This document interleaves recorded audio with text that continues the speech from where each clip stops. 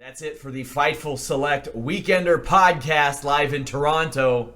Stay tuned for the list and your boy coming up next. Time for this fucking shift to end.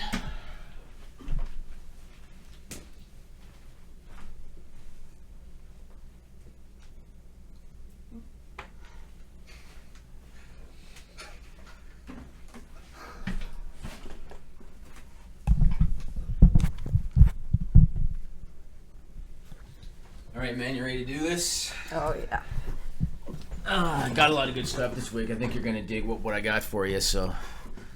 All right, we good to go? What's up, you guys? Sean Ross Sapp here, managing editor of Fightful.com. It's The List and your boy with Jimmy Van and Sean Ross Sapp.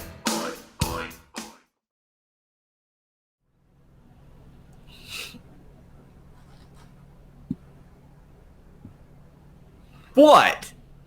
What's up, you guys? Why did you choose to put that up then, I don't know. Why not? without saying anything to me? I mean, it wasn't a secret. I gotta tell you, La Maria's really pissed. I thought that was Ed Nordholm. No, it's La Maria today, and La Maria, oh shit. Yeah, and La Maria's really pissed because Whoa! I think AAA probably trademarked that. It's L.A. Maria. No, it's maybe it's La Parka and L.A. Park. This is La Maria. I don't know. And she's really upset because she's the chief brand officer of Fightful.com and the List and Your Boy, and she did not know that you were going to run that intro. I like that a cardboard cutout with a mask on has a higher position in the company than I do, a higher title. It's kind of like reality. Yeah, it is, isn't it? So we're going to start off today with a story. And I know, so I've told Sean this, I can't see the live chat. I have to watch the show back. I know in the live chat that people like to write, oh, it's story time with Jimmy. I've seen people do that. Are you telling a story? Oh, yeah. You do tell stories. I do tell stories. So people Guilty can. is charged with the stories. But they're always good, in my opinion, and wrestling related, normally. Yeah, sometimes. So it makes it, this is an interesting one, Sean. You're going to like this one. So Okay. last week in Toronto, they had the Fan Expo. And it's kind of like Comic-Con, right? And last Thursday, and I don't know what day that was, August 30 maybe, was WWE Day. WWE Day. Yeah. So they had AJ Styles and The Miz and Charlotte and Triple H there. And Triple H never does this stuff, ever. All he ever does is fan access. That is it. This was a rare thing. He did it, from what I heard, for a couple reasons. One reason is proceeds for him went to Connor's Cure. September is the month they're promoting that, so the timing worked out on that. On top of that, Raw and SmackDown were in town last week, and then on top of that, they announced SummerSlam for next year, so he had a lot going on that gave him a reason to do it. I know people in the sports memorabilia world, as you know, Sean, and so I got a little bit of intel about the Triple H appearance. And I thought it was interesting, and I thought I'm going to share this stuff on the air. So I know people that are in that world. I know people that are involved with the Fan Expo and all that. Triple H was paid a fee of $100,000 for 2 hours. Wow. For the Fan Expo. Now, to his credit, he did not pocket that money. He donated that money to Connor's Cure. That's fantastic. Which is really good, right? Before that, it was arranged for him to do a private signing backstage with a sports memorabilia company. And they had a bunch of like Funko Pops, they had replica belts, they even had pictures of Triple H and Shawn Michaels holding the bananas. Remember the DX days? Yeah. And he was signing all that stuff, right? He was given, I heard he was given like $10,000 US to sign X number of pieces. And I heard that there were a couple of WWE employees there, a couple of women, and they were there overseeing all this stuff. Yeah. And apparently it was one of these situations where whenever Hunter was around, these girls were like, hands off, quiet, the boss is here kind of thing. Whenever Hunter was busy for a minute, they were, I'm not going to use any derogatory terms. They were very difficult to the reps that were there. Wow. For the sports memorabilia company. I heard that one of them said to one of the reps, how do you feel about yourself knowing that he's doing this for charity and you're going to profit off of it? And the rep looked at her and said, this was booked in advance. This was not a last minute thing. You're full aware that we're doing this. And I just gave him $10,000 towards charity. And they're being really difficult. at one point, that picture with the bananas, Yeah. one of the girls said to one of the reps, "This isn't a licensed photo. What are you doing with this? This isn't a licensed photo." And they picked it up and they said to Triple H, "You don't have to sign this. This isn't a licensed photo." Triple H looked at the girl. He said, "Put it down." And the girl put it down and he signed everything. I was told Hunter was awesome. I was told he was personable, he was friendly, he was talkative. Wow. I heard he was very accommodating. I heard he couldn't have been cooler. And it was just the little reps, the little minions that were running around that were being real difficult. And when I heard that from one of my friends in the industry, because he heard it from the rep, I just thought, man, I got to tell this story on the air about how Triple H was cool and was willing to sign everything put in front of him because it was going to charity. And those people were being nasty, Nigel. Thought I'd tell you that story. Isn't it wild? I mean, Triple H used to have the reputation of being kind of hard to deal with and political and all that. And He's matured, I think. I guess once he got what he needed to. You know what? helps. You probably know this from MMA. They always say that MMA fighters are typically humble because they know they can kick your ass. Yeah. So they're typically humble and they don't have ego. I think Hunter's at a point where he probably feels lucky to be where he is. And he probably looks at it like, I'm in a pretty good spot now. I make pretty good money. I make more than probably anybody in the room with me right now. And let's do this kind of thing, you know? Well, good. Maybe they can stop worrying about us so much. I don't know if he necessarily worries about us. I don't think he knows who I am. Well, he knows who I am. I've talked to the man, but... Yeah, I think there are certain people in certain legal departments that care about us. I don't know. Some other departments too, from what I learned this week. Yeah, maybe. I don't know if Triple H himself cares so much, but no, he doesn't. He doesn't care. I mean, he's always very welcoming when I'm on his media calls and all that stuff. He's always been nice to me. Certain specialized attorneys have an issue with Fightful.com. From maybe other companies in the Northeast. Jersey All Pro Wrestling. Yeah, Combat Zone. That might be it. Yeah. Combat Zone, yeah. So Could anyway, you imagine if they had a legal department? Yeah, that was my story, and I showed Sean a photo. I didn't bring it with me. I should have. I have a signed picture of Randy Couture and Chuck Liddell. Anybody that's an MMA fan, and it's signed by both of them. We're going to give it away in a Fightful MMA contest.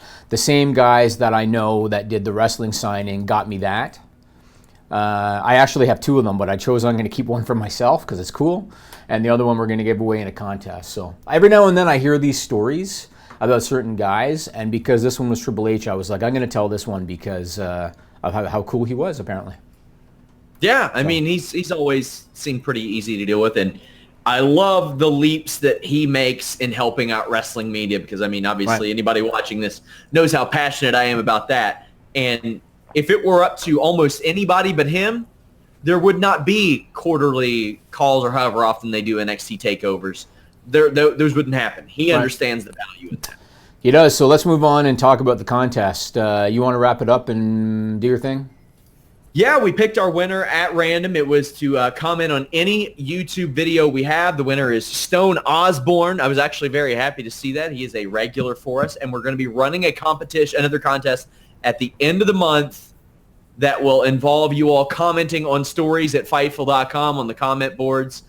So, hey, go ahead and get your little clickety-clack fingers warmed up. Stone Osborne has a DVD pack of his choice coming soon. I'll hit up Stone Osborne, let him know which DVDs are in which packs, and he'll be able to make his selection.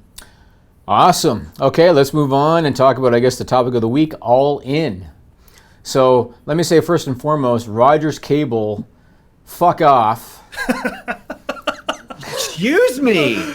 On Saturday night, I was unable. Trying to curse less for the sake of your daughter on this show. Okay, well, she's in school, so I'm not. So Rogers Cable, so I was not able to catch the show live on Saturday because I had like Labor Day stuff happening, family stuff. So I set the replay to record, and the replay was set to record at like midnight or something. I purchased it, I set it to record. Sunday morning, we finish up breakfast, I get some free time, go to the couch, gonna turn on All In, did not record. So I had no choice. I had to turn, as you like to say, I had to do some clickety-clackety clicks, and I had to go on the internet to find All In. I've seen the whole thing except for the Briscoes match. I heard the finish was amazing, so I want to see the Briscoes match. Was good. I heard that, but I saw everything else, and I want to talk about it, man. Well, let me first ask Nigel, the very casual viewer of wrestling. Nigel, how do you feel about Dick Druids? Excuse me? Penis druids. Dick druids. Penis druids. Penis druids. I've never heard of penis druids before. Well, boy, have you missed out. Yeah, so I want to give a few points about this. So the first one is I was impressed by the production values. I did not expect for a independent promotion that they were going to have the kind of production that they had, that they're going to have the kind of set that they had. I thought it looked world class. I thought the lighting was really good. I liked how they had the stage set up. It kind of reminded me of New Japan a little bit. And I liked all that. I thought that was pretty cool. That's number one. Number two, I felt the show had something for everyone, Sean. This show. They had the Battle Royal. They had appearances by legends like Billy Gunn and Rey Mysterio and the run-in by Jericho. They had sports entertainment segments like the Penis Druids and the Joey Ryan stuff. They had the dream matches. The women's match was elite level. Omega Pentagon was a dream match, and that was pretty elite level, I thought. They had the old school feel of the NWA title match with Cody and Aldis having seconds, having like Dreamer and DDP and Jeff Jarrett and Tim Storm and all of that. I thought really paid off in the middle of the match. Yeah, like to kill some time. I thought that the show had a little bit of everything. Not everything was for me. I didn't care for the Joey Ryan stuff. I think that stuff's kind of stupid, like the Penis Druids, Nigel, that he's talking about. Oh, okay. But at the same time, I don't think that they expected that every segment was going to be for everyone. I think that they offered up a little bit of everything, and then some stuff maybe you're going to love, some stuff you're not going to like so much. I like just about everything. Like I said, I don't care for the Joey Ryan stuff, but otherwise, I thought it was all right. I thought it was a variety show to a degree. I was surprised that so many people were surprised that there was so much sports entertainment on this show, which, does show you a lot of people assume things. You know the type of fans that I'm talking about where they're like, indies, they're fucking indies. This show was sold by being the elite. That's what it was. Yes, absolutely, 100%. Success of being the elite. And literally one of the top feuds on that show has been to a guy who murdered another guy with because a phone. He thought his dick was bigger. Right. Like that was one of the stories. Right. Yeah. So, I was completely fine with it. I did like that there was a little bit of everything. Marty Scurll's match went a bit over, and he denied that on Sean Mooney's podcast. I was going to bring that up. Multiple people that match went over. Yep. Yeah. Well, another thing I liked about the show was, and we've joked about this with WWE, especially during SummerSlam weekend in Brooklyn, they knew their audience and they catered to them. Yeah. And obviously, this was a smart fan audience that follows various promotions on the internet. That's obvious. They understood. They didn't feel the need to explain everything word for word because they knew they already knew. So, for example, when Hangman Page, when they emptied the bag and those boots were there, they didn't feel the need to go on for 20 minutes about what the hell that meant because they knew that the viewers knew because that was the kind of fan that they were catering to. I read some critique from some people because there's going to be trolls, Sean. And I read some critique where people were like, oh, it's easier for them than WWE because WWE has to consider the casual fan base. That's the dumbest shit I've ever heard. Well, here's my answer to that. My answer to that is if you look at the demographic breakdown, all right, most Raw viewers today are mid-40 males. And that's a fact. And the reason that they're mid-40 males is because they were fans during the Attitude Era and they stuck around. And that's most of them are maybe 80s fans kind of thing. Most of their fan base is smart fans. And that's just how it is. Yeah, they're going to have a few 12-year-old kids. All In's going to have a few 12-year-old kids too that watch the show. Maybe those are the only people with Nielsen boxes these days. maybe, but that's kind of how. Like, I think that most of their fan base is kind of a smart fan base. WWE, I'm talking about. Yeah. And I think that All In, they knew what the people wanted to see. They knew who the people like, who they don't like. They catered to them. It's not like WWE where they're rooting for Becky, they're rooting for Braun, they're rooting for Kevin Owens, they're rooting for Rusev. But Vince McMahon doesn't want you to root for them, so he's going to book them as a heel because that's just what he wants. The world has changed. People don't believe every single thing they see on TV these days, which for a lot of people in the 80s and 90s, that was some of their only real connection to a broader culture, a broader base, different opinions was what they saw on a TV screen. Now people punch one button on the phone and they're listening to me and you, or they're watching me and you.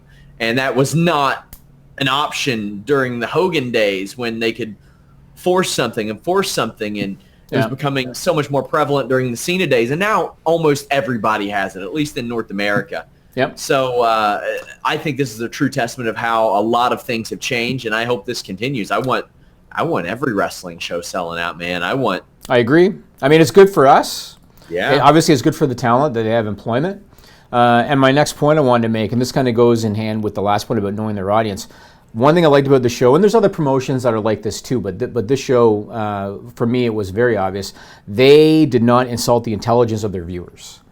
And watching Raw this week, and having to listen to Michael Cole again say, Alexa Bliss used the armbar. That's Ronda Rousey's move, which he said. Listening to Corey Graves say, oh, now that Drake Maverick has the AOP, he might be the most dangerous man in all of WWE. Have you ever seen, do you remember, I think it was the Shawn Michaels Survivor Series match with the Knights or whatever the hell it was? Yes. And they had that fella, I think he was like the host of Family Feud or something doing. Yeah, Ray Combs. There you go. And like the big heel move of the match was in an elimination match, somebody tossing Shawn Michaels a water and drinking it.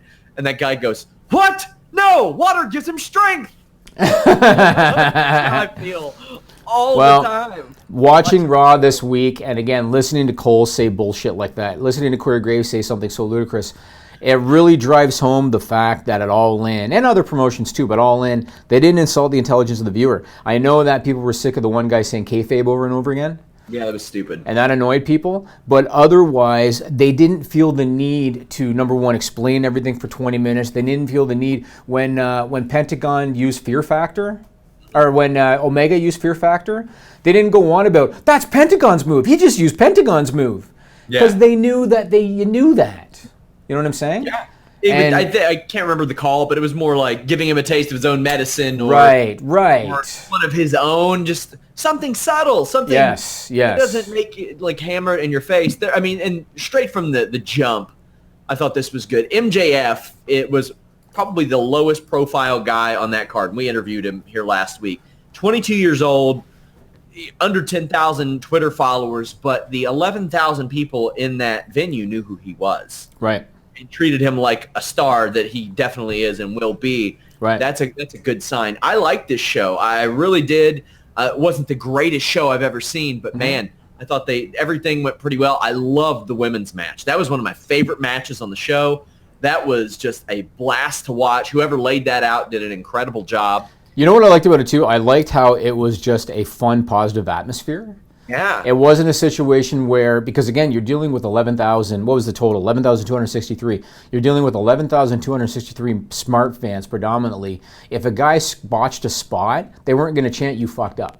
Exactly. Because they wanted to be there because there is demand for non-WWE wrestling because there are a lot of wrestling fans that are tired of having their intelligence assaulted and they want to watch an alternative where they're not going to be made to look like or feel like morons.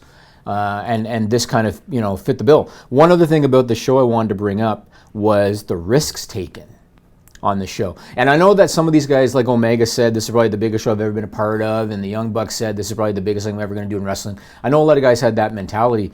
Some of the spots on this thing, like the rite of passage off the ladder, I watched that thinking, are you out of your mind taking that? That rite of passage, it's the subject of the first ever Making a Finisher on Fightful.com, where we look at all the aspects that go into creating a finisher. I love that series, and I love that you guys are loving that series as well. I have some really good ones in the can, some of which are already up for Tier 2 subscribers of FightfulSelect.com.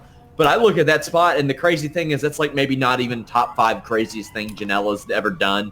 I mean, when they landed, they did kind of turn sideways. Yes. But when he was jumping off, I was like, you're insane. And then the other one that I thought was crazy was the Fear Factor on the apron. Pentagon delivered the Fear Factor on the apron. And that made me almost think of the Owen Hart Stone Cold spot, where if Pentagon, you're talking a couple inches different, Sean, on the apron, and it could have gone sideways quick. Like, that's a very dangerous spot. Again, I haven't seen the Briscoe brothers match. I heard the finish was amazing. I loved it. It was, they were setting up a doomsday device on Kazarian. So Kazarian's up on one of their shoulders and the other one's going for a clothesline. And Kazarian, for a long time, used essentially a version, like a twisting Spanish fly. And in midair, he caught one of the Briscoes and did the flux capacitor off of the other one's shoulders and got the win. It was beautiful. It was really, really good. I got to see it. I got to see it. Let's move on and talk about Mr. Chris Jericho. Yeah. So my first question for you is, the whole, I will never perform for another promoter in the U.S. out of respect for Vince McMahon. Do you think a run-in counts? Yes. That counts. Yeah, it counts. Okay. Very interesting. Otherwise, why isn't he just at Long Beach or something doing something like that? Well, that's what I'm saying. Do you think it counts? Meaning to Jericho, I haven't broken the rule. That's what I'm asking. I think that's still a performance. You paint yourself up and wear Pentagon's gear, you're performing. Okay. So let's talk about what a committed guy Chris Jericho is. He gets into Chicago because he had a Pfizer gig that day. Gets into Chicago on Saturday night around 5:30. He went to the Young Bucks office in the Sears Center, hid out, got into the Pentagon gear, did the run in. I think that was semi-main, right? Did the run in. Then after that, gets on a private jet. Still has the Pentagon face paint on. Gets on a private jet. Posts a video on social media talking about his schedule. Flies to Merriam, Kansas, a place I've never heard of. But he flies there because they have a Fozzy gig. Gets there just in time. Doesn't have time to change. Doesn't have time to shower. Goes out there and performs a concert with the Pentagon face paint on his face. We have a photo of it. Can you put that up, Nigel? Yep. Look at that, man. That is commitment. That is commitment. Fantastic. I say kudos to Chris Jericho. I'm sure that he gave Vince McMahon a heads up that he was going to do that show. I'm sure he did. And a side note, because people are going to ask, the day of Super Showdown on October 6th, Jericho has a Pfizer gig in Camden, New Jersey the same day. So very unlikely that he's going to make an appearance at WWE Super Showdown. Yes.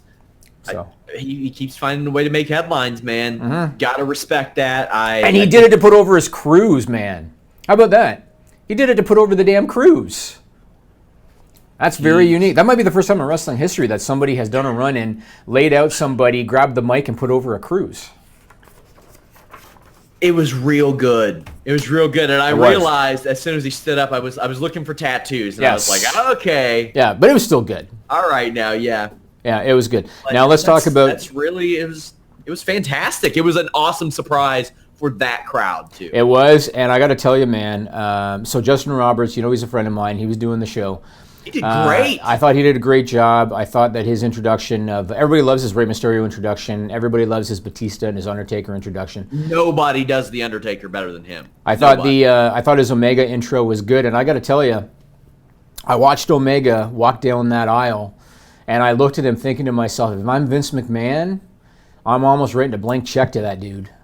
Because that guy is a star. And what a coup he would be. So long as they don't fuck it up, what a coup he would be if you bring him in and you put him against some of the talent that they have on their roster in WWE.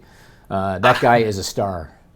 And there are some things that will have to change. I know that the way that I had some nice sources this week. I had one person say that Vince McMahon really prefers if John Cena and Brock Lesnar are the only two who can call it all in the ring, meaning that almost everybody else on that roster, think of the guys they have, almost everybody else on that roster has to run through an agent.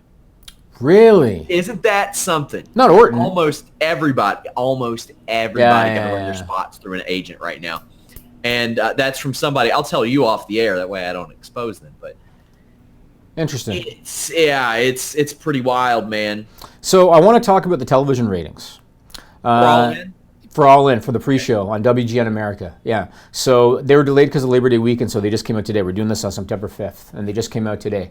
The pre-show on WGN America did 196,000 viewers, and it did a .08 rating in the 18 to 49 demo, and that's according to Showbuzz Daily.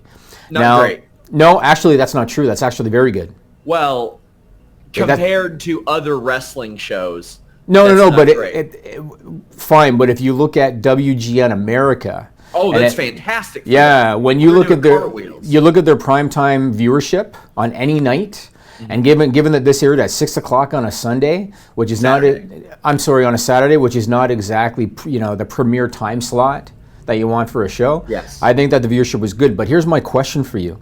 I questioned if the Showbuzz Daily numbers were wrong to a degree because they listed the rating in the 18 to 49 demo, which is obviously what advertisers care about, a .08 rating in the 18 to 49 demo. Yeah. If you compare that to Raw on Monday night does anywhere from a .7, not .07, .7 to a 1.0 in the same 18 to 49 demo. So when I hear .08, I question, is that wrong, or is WGN America, do they just skew really young or really old? I would imagine they skew really young or really old. So that's legit, the .08? I haven't watched anything on WGN America since Cubs games in the 90s. Right. And I remember, like, right after that, it was Andy Griffith. Right. And shit like that, so... Okay, my gut tells me that WGN's going to be happy with the viewership, but if that demo rating is legit, they're not going to be happy with that. I think they're happy with the number in general, like you said, on a Saturday, but from a perspective of wrestling numbers, it's above Lucha Underground, below Impact, and what ROH does weekly. ROH does pretty solid syndication numbers, although those aren't out there. Mm-hmm. I do get them from time to time, estimates. And ROH actually does pretty good on syndication. Nowhere near that, like, significantly higher than All In, but you also have a lot more. I don't know. It's hard to really quantify that because they also run those online as well. ROH posts it because they have the ability to do. They don't have to wait a month to post their TV because the people that own them are the broadcasters. Right. So it's really hard to quantify that. But if this were a regular show, I'm sure it would have done a lot more. Yeah, I mean, if it was like a weekly show, is that what you mean? Yeah, if it was like a weekly show, I'm sure it would do a lot more. Yeah, it might. I mean, I still think they're happy with the viewership, but disappointed with the demo. That's just my gut. Let's move on. And you already touched upon this. Marty Scurll, is he telling the truth?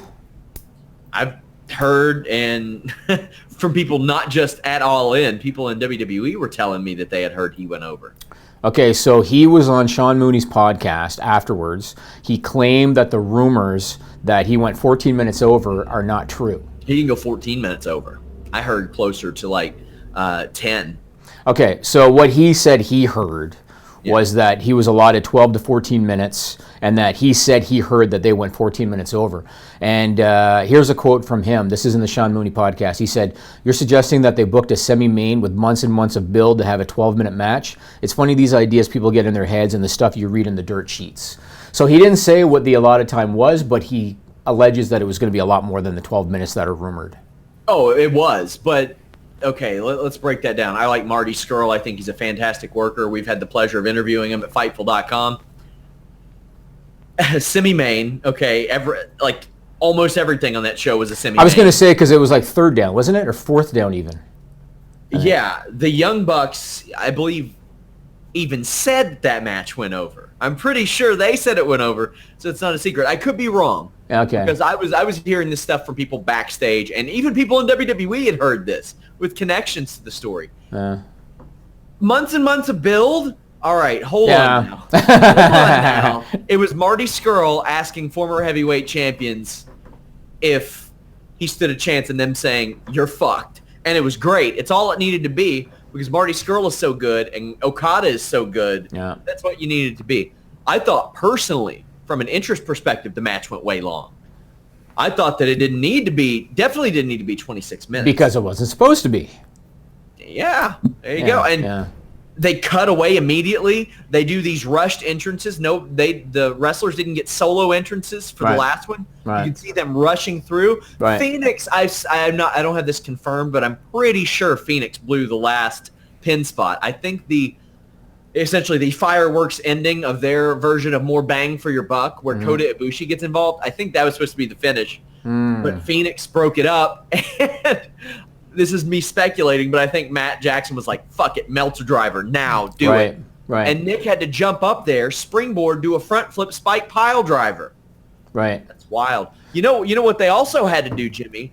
They also had to speak to Fightful.com just ahead of the show. Take a listen. Take a look. Wondering, is there any corporate effort to control the content on Being the Elite? Does Ring of Honor or New Japan try to They try. They try. And they know they tried and they failed. At this point, at this point they can't control us with what we want to do. One thing New Japan's strict about is we can't use the in-ring stuff because it's TV Asahi owns it. So we don't even we do stay that away from anymore. that. We get heat from New Japan a lot for things that are so stupid and silly, but the Japanese culture is so old-fashioned, traditional that we don't even realize we're offending someone. So we have to look at it and like, oh man, I'm sorry, we didn't realize. As far as Ring of Honor goes, they've been great. They're totally great. Yeah. They don't care. They let us do whatever we want. They let us shoot the in-ring stuff.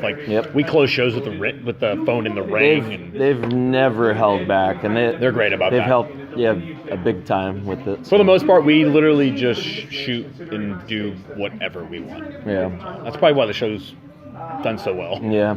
So as it relates to stories that are canon, so it doesn't really matter. You guys can kind of steer those stories. Yep. Especially with Ring of Honor. So either we steer the stories or we create the stories, and then they go along with the stories now at this point. So it's fun because now we get to be creative and we get to come up with our own storylines. Especially with New Japan, because that was something we didn't have control over for a long time until we hit a home run on like a big angle, and then they're like, oh wow, these guys might be smart about these angles, and so they pretty much let us write the stories on the show, and then we write the stories on our own show to supplement the stories. So fantastic. So you're dealing with the flu right now. Yeah.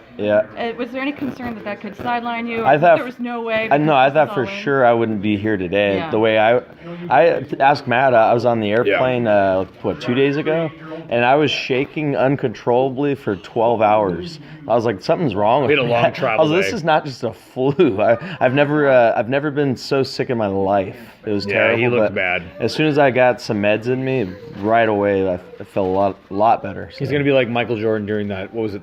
Was it against Portland? Yeah, the big no, flu Utah game. or Utah. Yeah. I thought it was against Utah, Game 6. Really? Yep. Man, I thought I knew my Game I'm 5. in Chicago. I should be embarrassed. Game 5 on the road.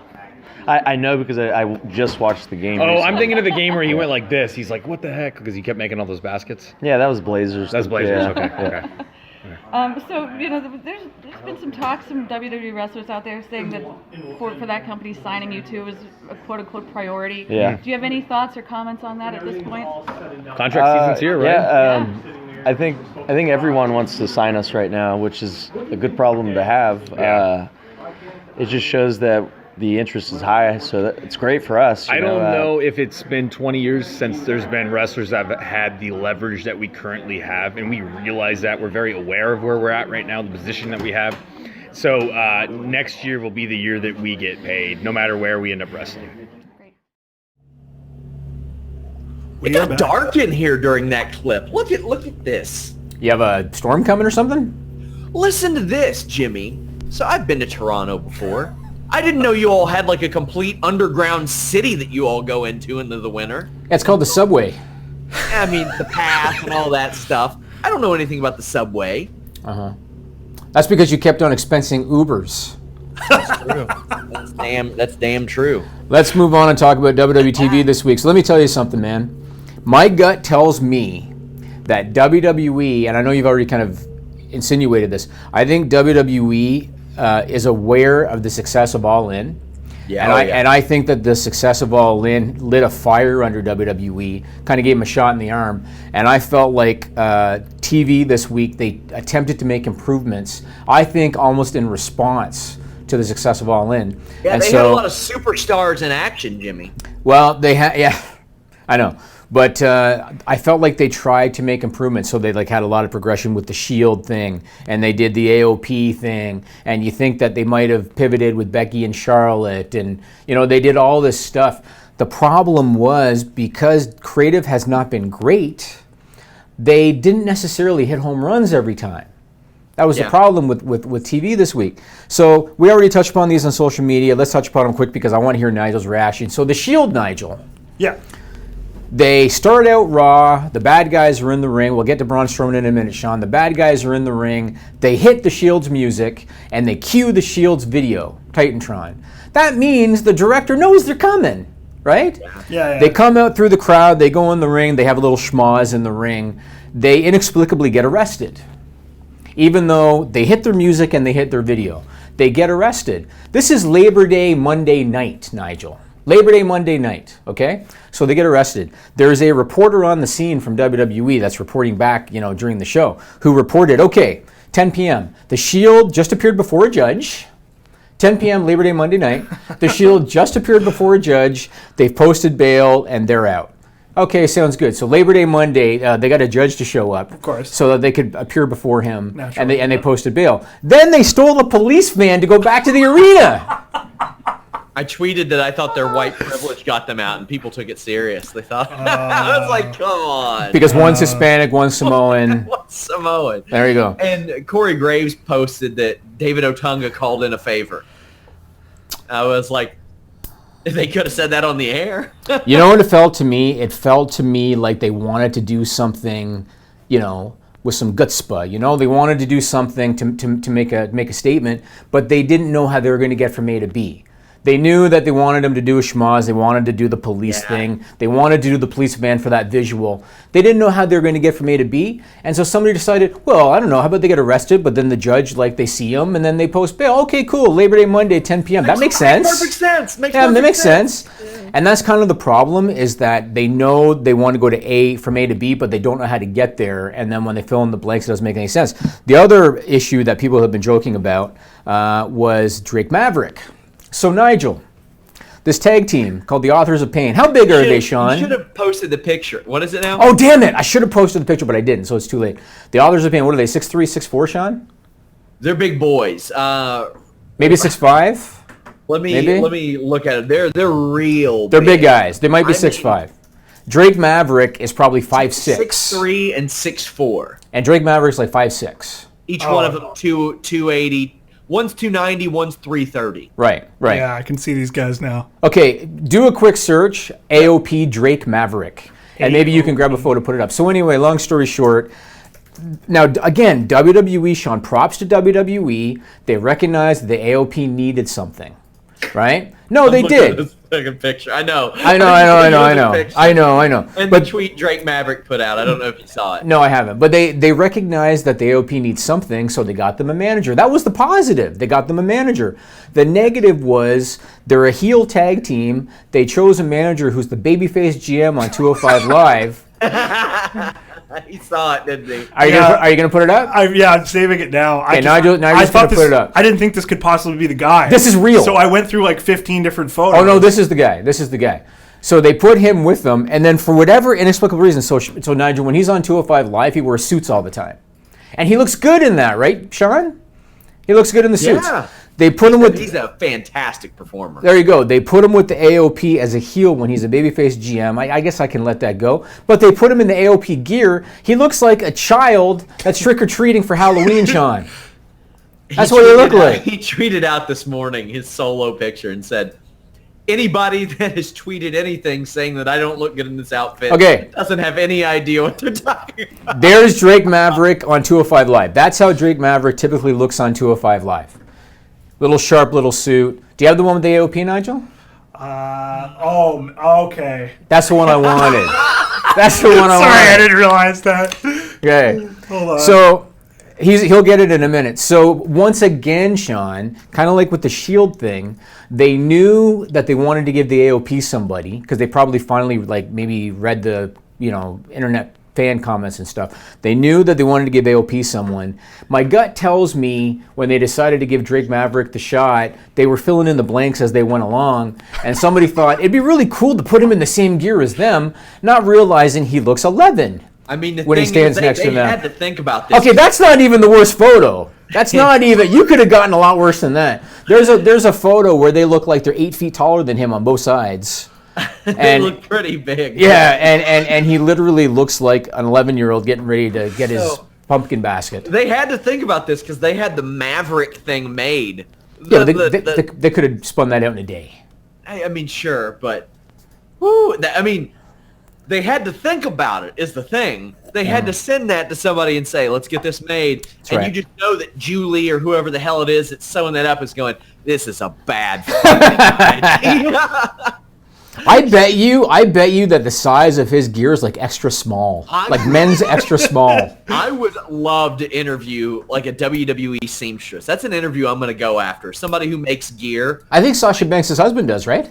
Yeah, I don't think I'm getting an interview with Well, him. yeah, He's maybe not. tied to WWE's on their programming a lot. They're Yeah. about that. Oh, really? Okay. But Anyway, because stories like this, I can't wait till the story about this emerges. it was a very odd pairing. Very odd. And again, he's a good talker and everything. And I think it was Alex on the post Raw pod that said, well, now if they show up on 205 Live, like guarding his door and stuff, that makes sense. It's continuity. Yeah. They could even inject them into 205 storylines as kind of like his Braun.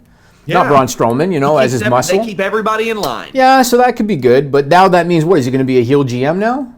I hope not. So they're going to have to figure all that out. You don't need more than one of those. Don't need more than one of those. Yeah. And I mean, I've always been a proponent of Stokely getting that spot. I think he's the right spot. Because Rockstar Spud's a guy who wrestled very good. Could still wrestle very well. Very well. And has another gig. And I know that Vince wanted him to pull double duty because he's like, who do we have? Okay. And he's a good talker. Fantastic. But he looks very, next week they got to just put him in a black suit. I said last night on that the stupid show gear. that, that Kurt Angle's got to be like just jumping for joy. He's like, finally, somebody else wearing that dumbass gear. Right. And now the memes won't be about me anymore. Right. So let's talk about Braun Strowman. So last week when he did the little supposed heel turn, because some people said it wasn't a heel turn, but when he did that, I told you on this podcast that I wanted to wait. I wanted to hear his explanation on Raw this week before we kind of passed judgment. So we heard his explanation. To his credit, his explanation made sense. It did, because he said that he knew that the Universal title was his, but with Roman's friends involved, it would never be, so he had to go about things differently, and he had to get his own pack. And that's how he explained it, and that makes valid sense, because again, 3-on-1, what are you going to do?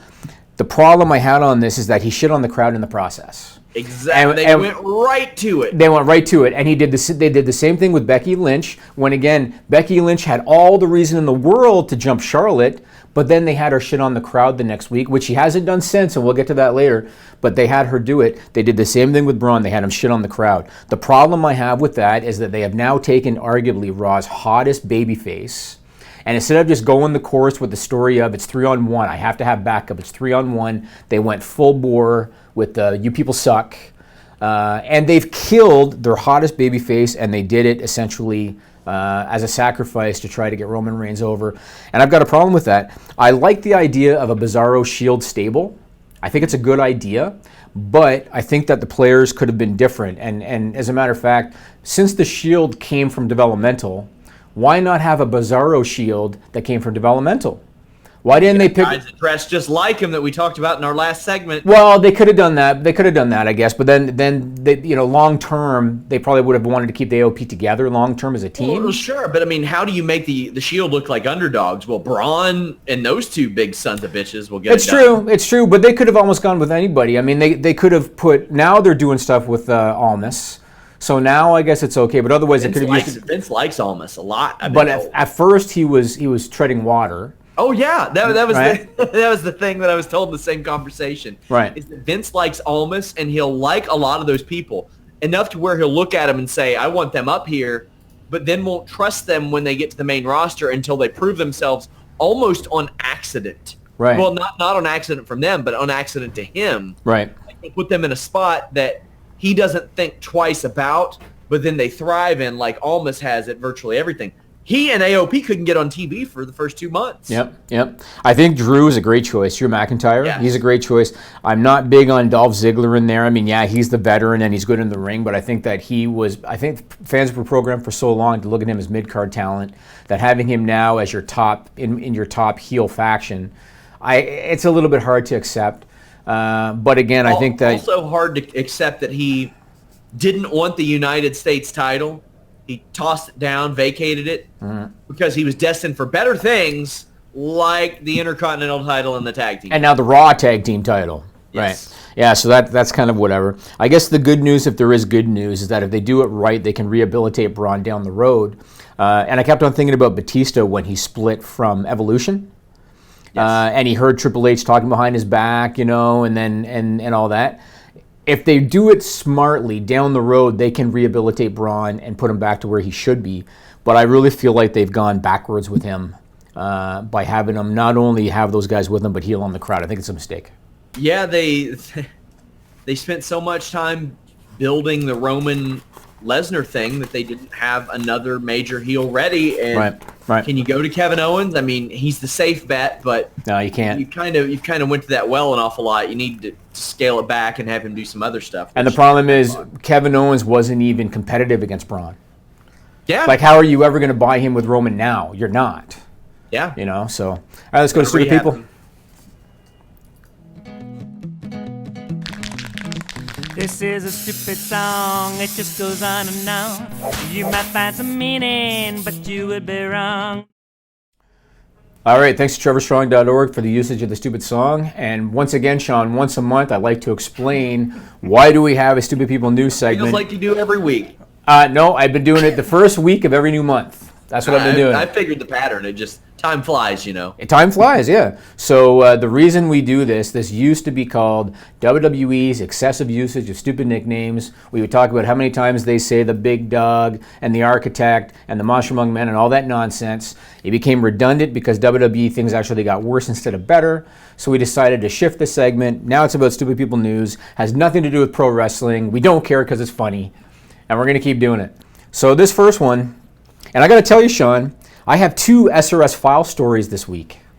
All right? 2. Wow, my birthday was last week, Jimmy. Oh, maybe I should play the video again for people. I don't want to cry on the air, Jimmy. Again, but we have 2 SRS files. I'm going to do one for Fightful Select for Stupid People Extended, and the other one we're going to do now. This first one is sent in by Belfast guy at Declan MCG06, and it was reported by the Daily Mail on September 3rd. So there's a fish store in Kuwait. You might have seen this on Twitter when he sent it to me. There's a fish store in Kuwait, and they got shut down by police. You might already know the story. Do you know why the police shut them down? Okay, good. No. The police shut them down because the owners of the store were caught sticking googly eyes on the fish to make them look fresher. Nigel, put that picture up. There's the googly eye on the left side. And you see on the right side, it slid off, and it revealed a yellow eye underneath, which indicates that the fish is not that fresh. This led to one of his competitors in Kuwait, because I'm sure there's a lot of fish stores in Kuwait. This led to one of his competitors putting in an ad announcing that it was selling, quote, fish without cosmetics, alongside a picture of a fish with different colored contact lenses. Put that one up, Nigel. There's the ad that a competitor put up after that store put contact lenses on its fish. So there you go. Isn't that something? There probably are a lot of fish stores in with Kuwait. Contact lenses? I mean, they're by the Persian Gulf, so I mean, there's a lot of water there. But fine, a lot of yellow eyes on those fish. I must admit, I keep a pack of googly eyes in my car at all times, in case you need to put something on a fish. In case I need to put them on anything. Now the thing is, I bought them about 2 years ago, and I've not needed them for anything. But what if I eventually do? Like what? I don't know. Nigel's nodding. You actually agree with him? No, not at all. I just kind of I want to see. I want to see it. I mean, you never. Maybe I want to freak Kara out, and I would just want to cover something in googly eyes one day. I don't have to go to Walmart. Okay, let's move on. So this next one was reported by WFTV9 out of Orlando, Florida, on August 31st. This is good too. So police in Ocala, Florida, Sean, they were investigating 4 drug overdoses. Yeah. And it led them to a mobile home. And they were able to figure out pretty quickly that heroin was being sold at that mobile home. Any idea how they were able to find out so quickly that heroin was being sold there? Where was this again? Ocala, Florida. Well, it is Florida. How were they able to tell? They had a walk-up window. Nigel, put up that photo. Which one? The one of the mobile home? The mobile home. Yeah. So that's a shot of the mobile home from like afar. Put up the one with the walk-up window. That's actually what they had. Come on. Yes. They actually have an open for business sign on the mobile home to sell heroin. It indicates whether they're open or closed. It indicates the hour of operation. They also had signs directing cars where to park. Do you have that one, Nigel? Or you didn't get that no, one? I didn't see that one. Okay, don't worry about it. They had another sign with an arrow directing cars where to park. Oh my God! Can you believe that? They had a walk-up window in a mobile home to sell heroin. I can believe it. Really? Oh yeah, savvy. Well, it was savvy enough that William Parrish Jr. and Mackenzie Dobbs were arrested on multiple charges, including drug possession, selling drugs, and keeping or maintaining a dwelling used to keep or sell drugs. So, kudos to them. Sean Ross savvy, what can I say? Okay, so this last one, this is for the SRS file. I'm like a fly right now. Gimme. What did I tell you last week? What did I tell you last week has become a new good source for me? China and India, or the it's not the Daily Mail, is it? The British Medical Journal. Oh, there you go. And this was reported by the British Medical Journal on September 1st. Now, in the past, I have told you stories about people that got stuff stuck in certain places on their body. Hell yeah. And sometimes they need surgery. Sometimes they're able to just go up there and pull that on out. Other times, more interesting things occur. And this is one of those stories. There was a 31-year-old man in Italy this time, not China, not India. He was in Italy. And he needed help removing a 24-inch dildo. A 2-foot dildo. Why do they even make them that big? What could you use that for? Oh, I think we know. It was lodged deep in his colon. And just like other stories we've told in the past, he waited 24 hours before seeking medical attention. Wait, hold on. Let's pause. Okay, first off, a couple questions. Yeah. How much of it was lodged up there? Because you ain't getting the whole thing up there. All they said is it was deep in his colon. That's all they said. That leaves a lot of room for the imagination. Because to me, 1 or 2 inches of it is deep in your colon.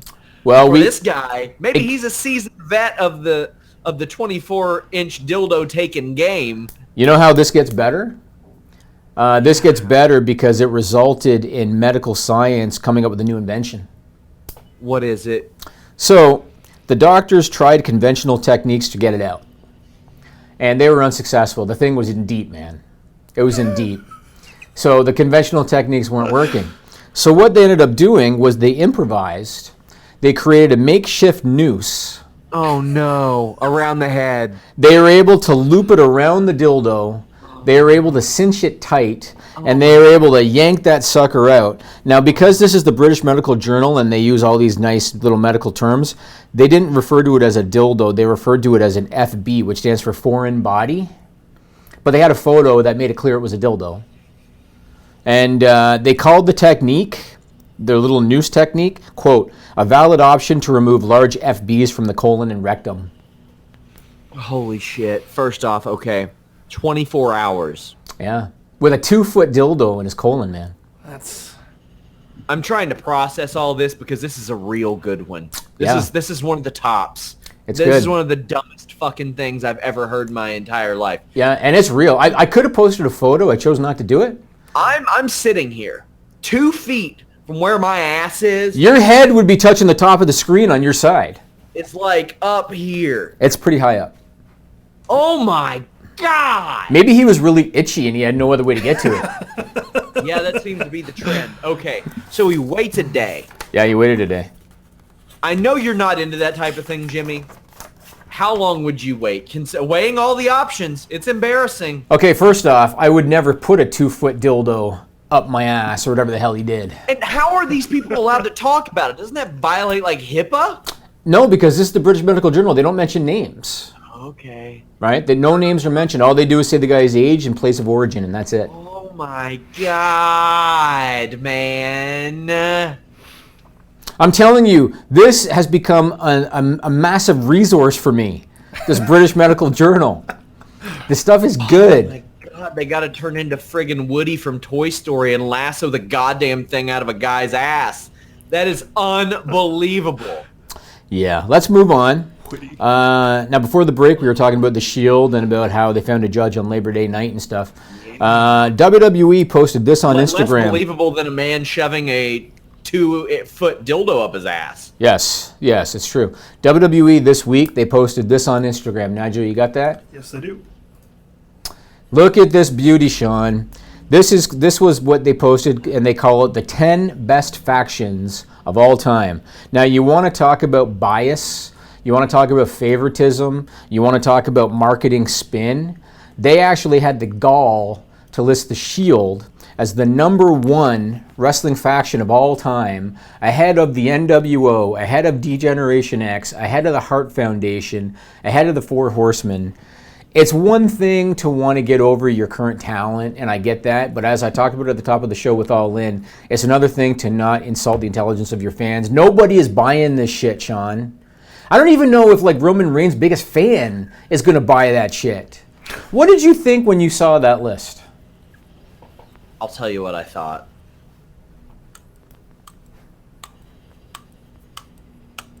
That's what they wanted. That's why we reposted it. That's why Andrew even said to me in our group chat, hey, it's largely inconsequential, but maybe it'll do traffic. People will care about it. Let's write about it. Even though it's insulting to like longtime fans that know better? Sure. But I mean, ultimately it's a subjective opinion. And that is true. It is subjective. It is subjective. All right. I mean, okay, let me ask you this question. Give me your top 5 My factions. top 5? Yeah. In WWE. Just WWE. No, everything like they had. Everything. Yeah, because that was not just WWE. That was, I think, everything. I can't like rank them off the top of my head, but Okay. NWO, DX, the Horsemen. I would put the Shield in there, depending on how their future run can go. Throw that back up there, Nigel. Sure. If you're able. Yeah, no, 1 second, I can do that. Because it's hard to pop these off the top of my head. Yeah, I agree with 4 of their first ones. Oh, man, see, the thing is, I would say Hart Foundation, but they didn't last very long. It was like the course of a few months. Yeah. I would say them, but I might have to go Evolution. Okay, so I actually put NWO number 1 because the NWO is the reason for the Monday Night Wars. They're the reason for the wave of popularity in the 90s in pro wrestling. Yeah. So NWO number 1, DX number 2. They were revolutionary at the time. Number 3, the Horsemen, because the Horsemen were amazing, and there were so many different versions of them. Number 4, I put the Hart Foundation because they had the unique Canada babyface, U.S. heel thing, which has never been done before. Plus, they held multiple titles at the same time. Yeah. Brett was the world champion. Owen was the IC champion or the European champion. Owen and Davey Boy were the tag team champions. So I put them number 4, and I put the Shield number 5. If the New Day gets any semblance of like upper card singles runs, they could introduce themselves into the conversation, in my estimation. Oh, they could, but to have them currently 3 spots ahead of the Freebirds is it's embarrassing. Yeah, to me, number 5 comes down to either Evolution or Hart Foundation. All right, there you go. Nexus, come on. I know, man. I mean, they had a great debut. Alex Andreessen, one of our Fightful champion level subscribers, at that level, you can pick a match for me to do alternate commentary on. You can pick a show for me to retro review. You can be on a show with me, one of those. And he had kind of saved his up, and he's going to do a retro review with me for the night that Nexus debuted.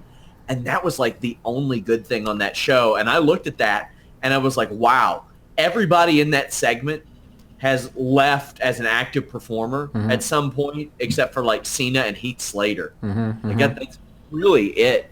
Yep. And they could have been so great. That was a 10 out of 10 segment, but man, that was just trash. It went downhill after that. Yep. Let's move on. I want to give Nigel some good news. Oh yeah, what's that? It's good news for you. Okay. If you ever need training partners, okay? If you ever need advice outside the ring about things like running companies, if you ever need advice about writing a book, you don't have to go any further than the Bella Twins.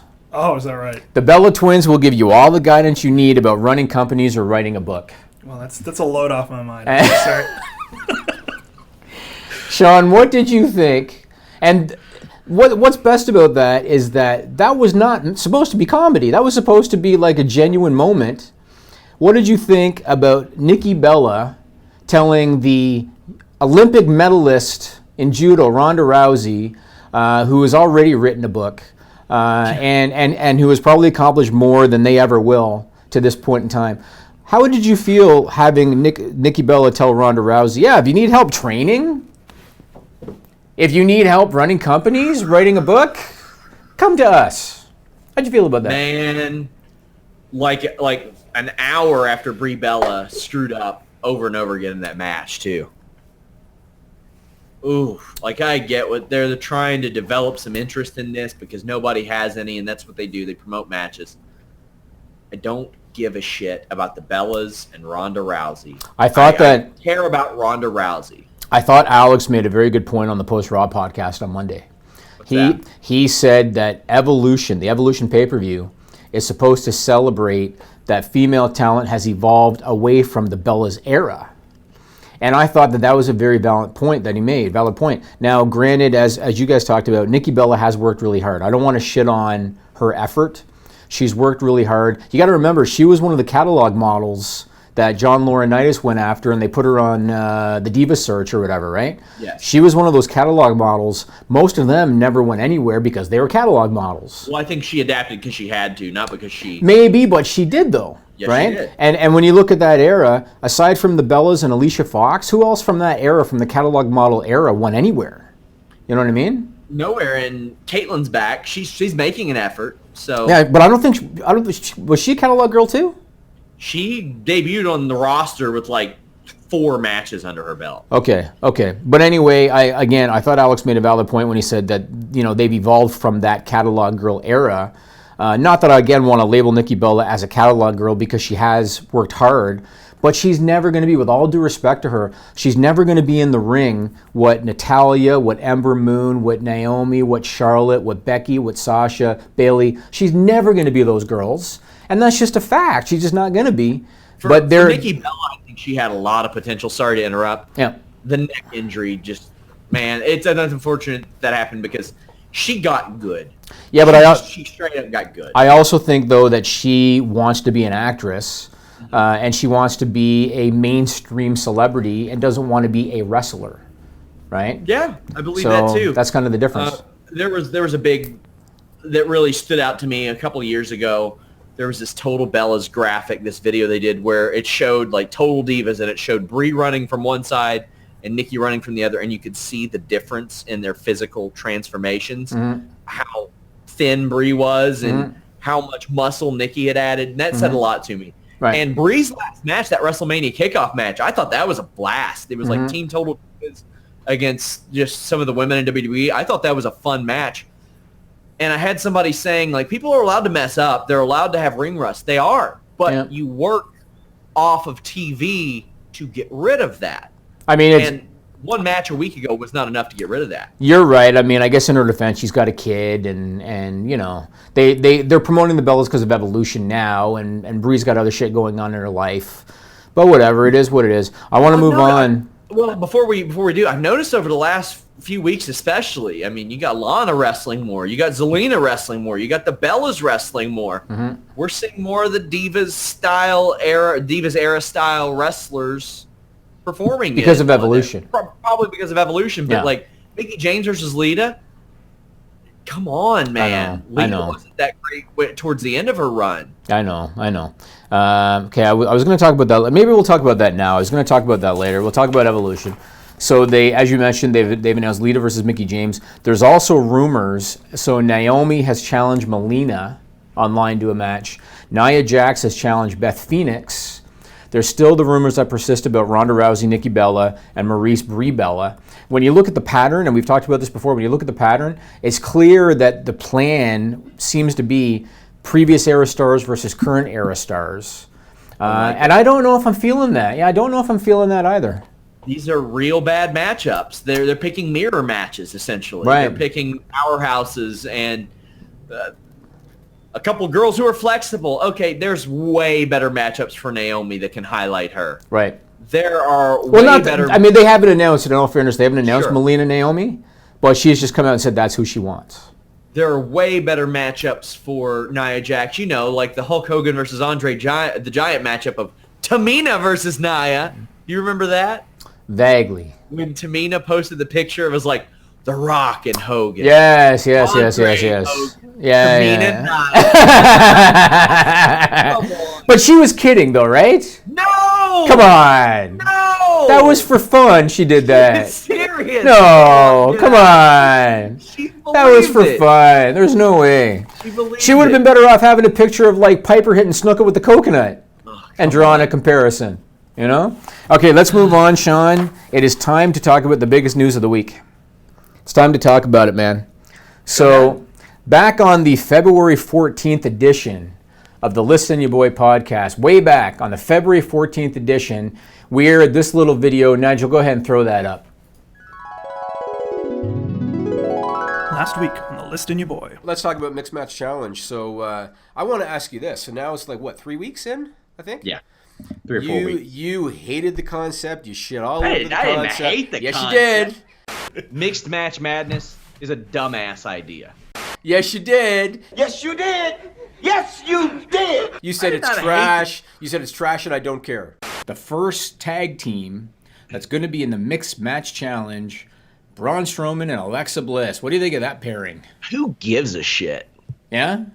Who gives a shit? I said I don't care, and I don't care.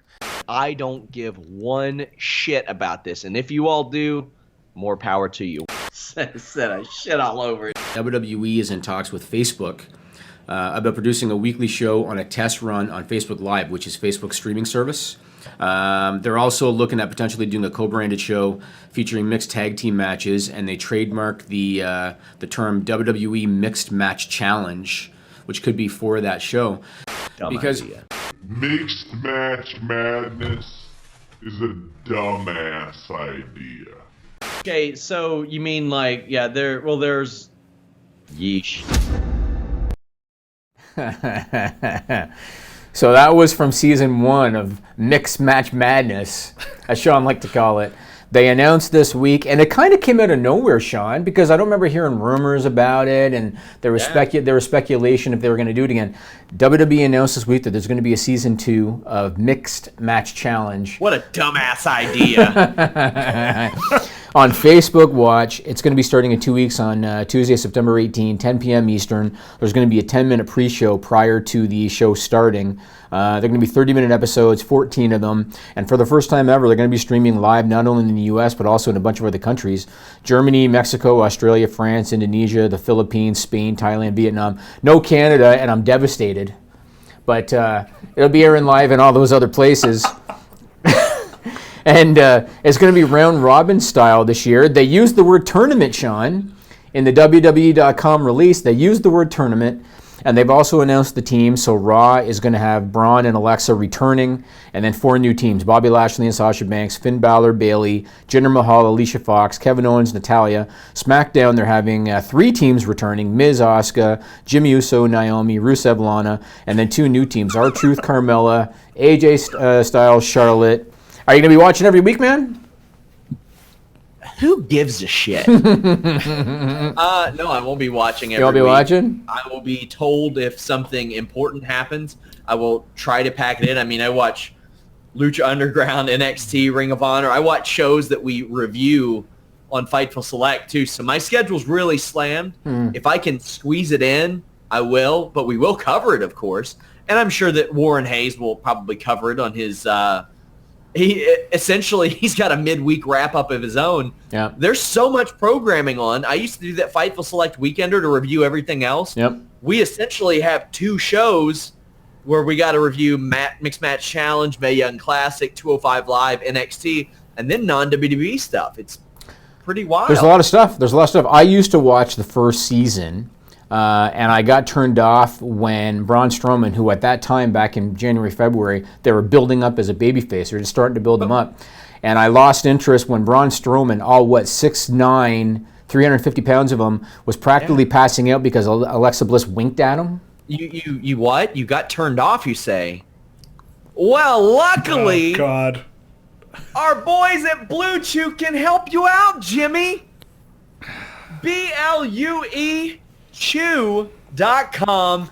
It can increase your performance and get that extra confidence in bed. You know what, Jimmy? Maybe even you could have gotten through a tournament. But now, thanks to BlueChew.com, code Fightful, you can get through a round-robin tournament. You can go a little bit harder, if you know what I'm saying. You can take these things anytime, day or night, even on a full stomach. And they're chewable with the same FDA-approved active ingredients as Viagra and Cialis, so you know they work. They are prescribed online and shipped straight to your door in a discreet package. No in-person doctor's visit.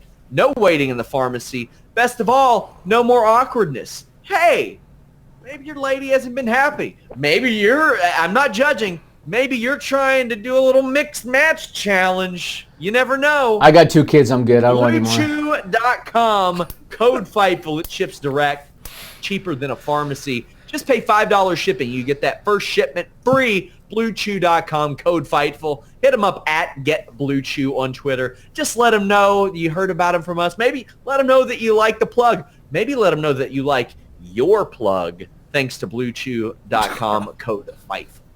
Have you asked them for a sample? I do have a code. No. I want you to get a sample, and I want you to put up a Fightful Select Weekender update of Sean Ross Sapp's results. Let me say, that raise is coming, and so is something else.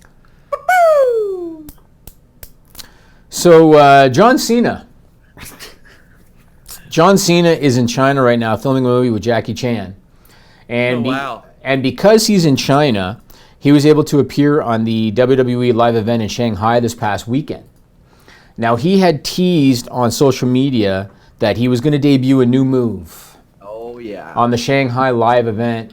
And we have it. I believe it was Cena and Bobby Lashley against Elias and Kevin Owens. That was the tag team match, I believe. We have a video of the finish. Go ahead and put that up, Nigel.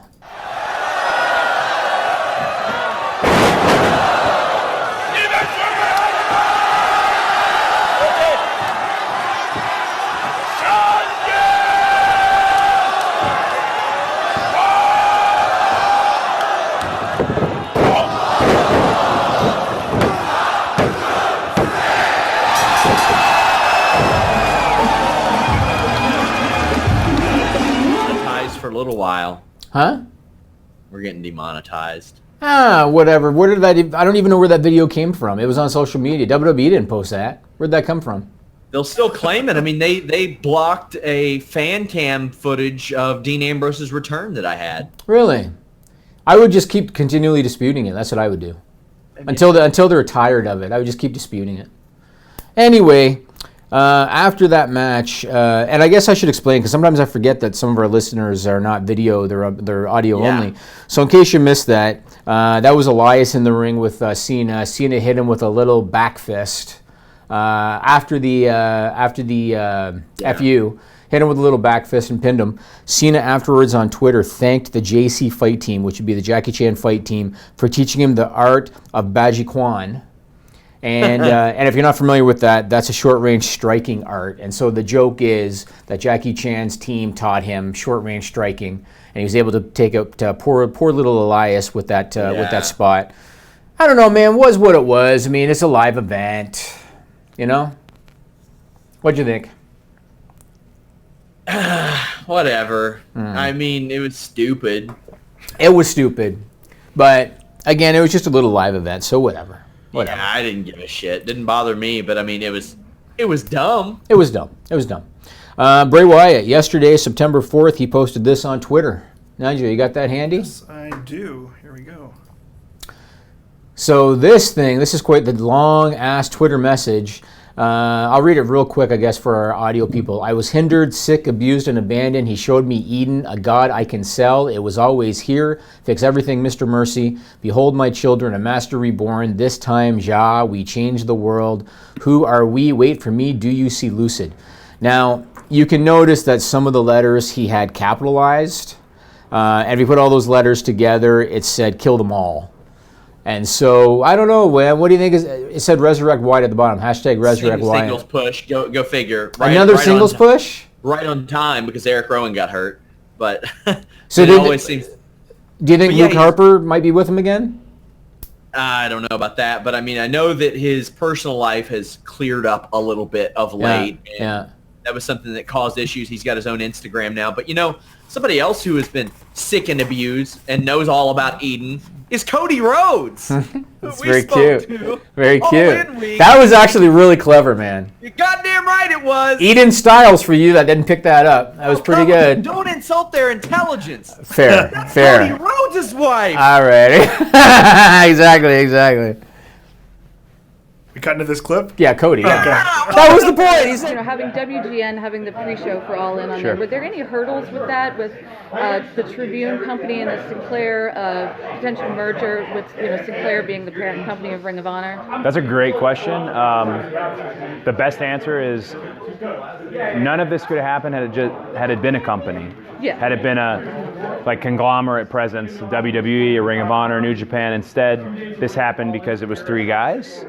And that's why none of this whole situation happening, surrounding, throughout all the madness, we were just quiet. And people, they wanted All In. They wanted to have 0 Hour on, and we were outside of the politics.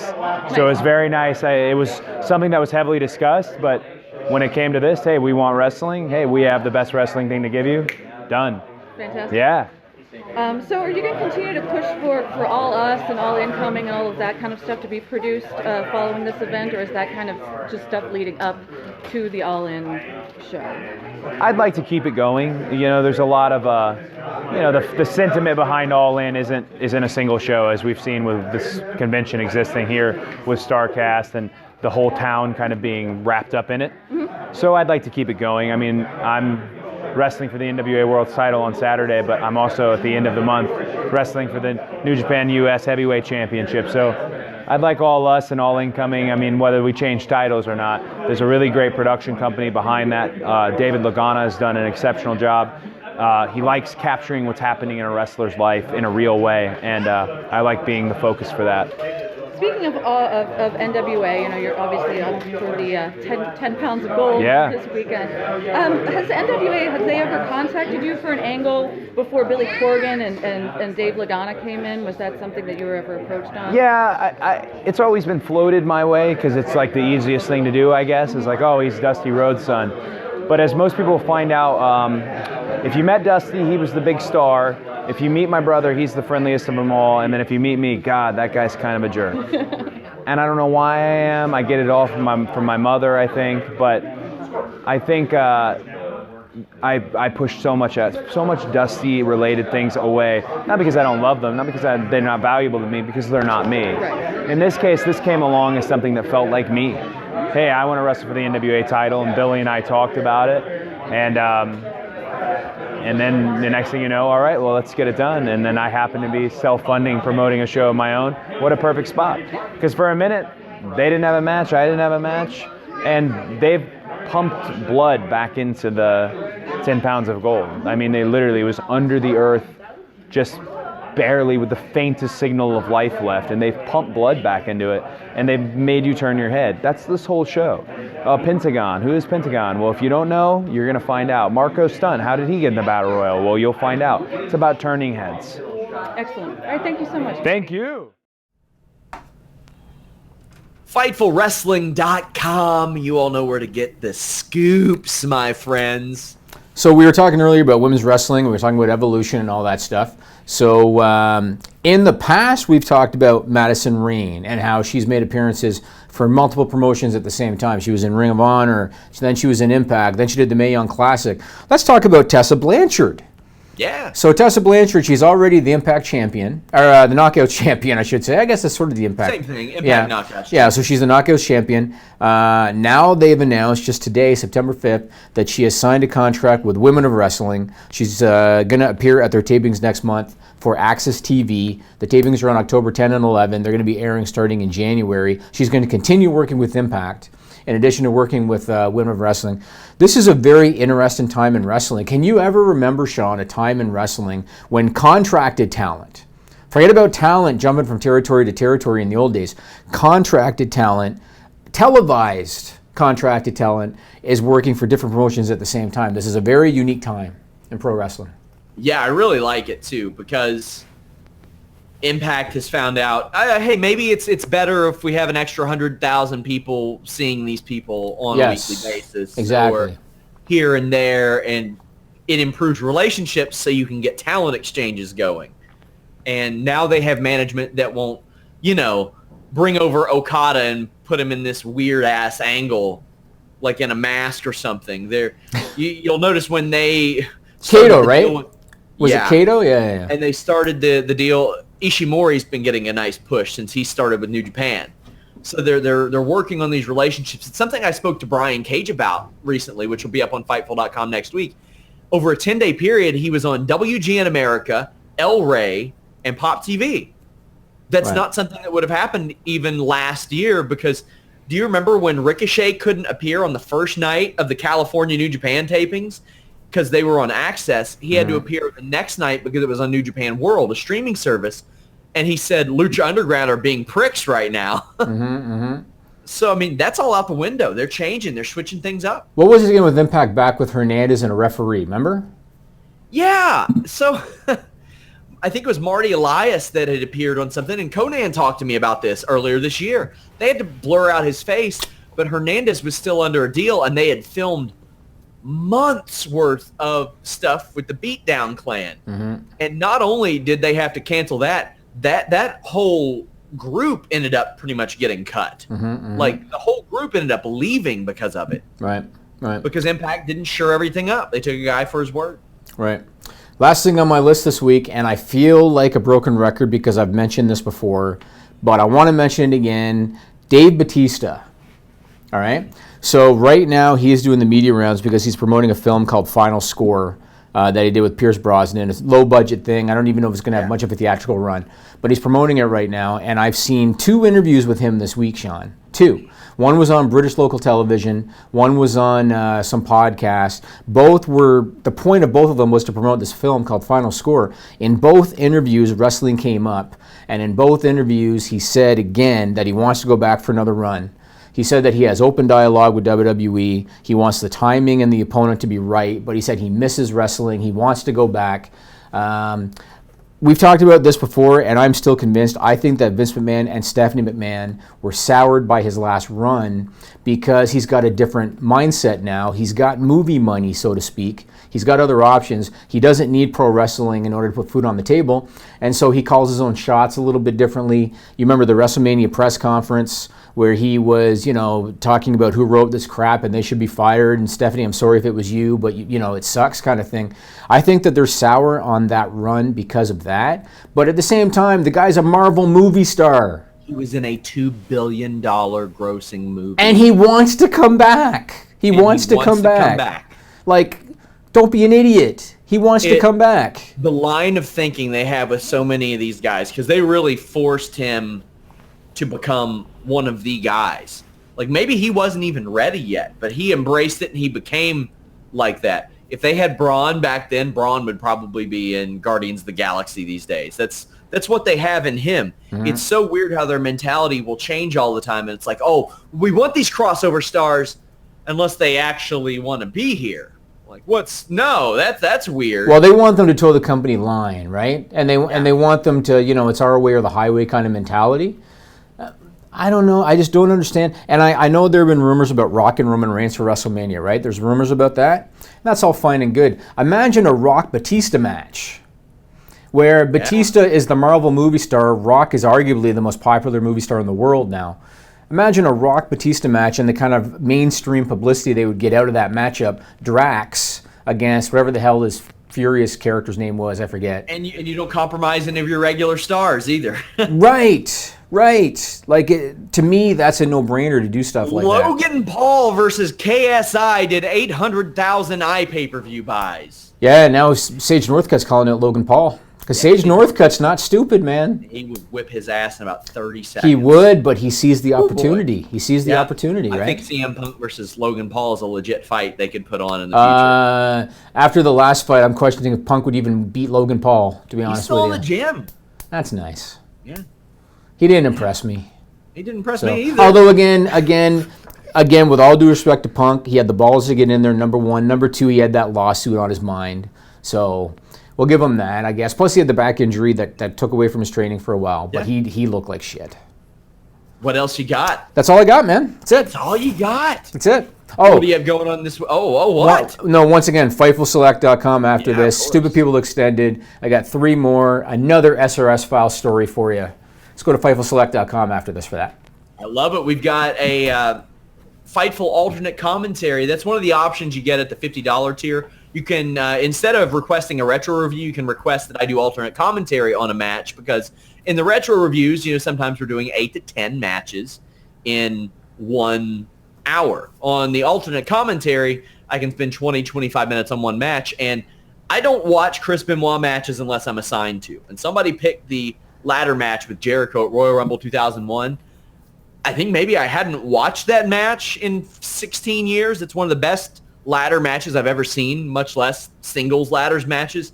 It was outstanding. It was a joy to call, all things considered. Was that the one with the walls on top of the ladder? Yeah, sure was. Yeah. We have a new dark match commentary up. We have a new Jimmy Vans match archives up for Tier 2 members, which features a young Angelina Love and a young Bobby Roode. Jimmy. I actually have a note on that. Oh, really? I sent that match to Lauren Williams, Angelina Love, as well as to the wrestlers that were in it, the Tyrant Eric Dawson and JQ Public. Yeah. And I was told that match, when JQ gave her the black hole slam, that was her first ever bump as part of a wrestling show.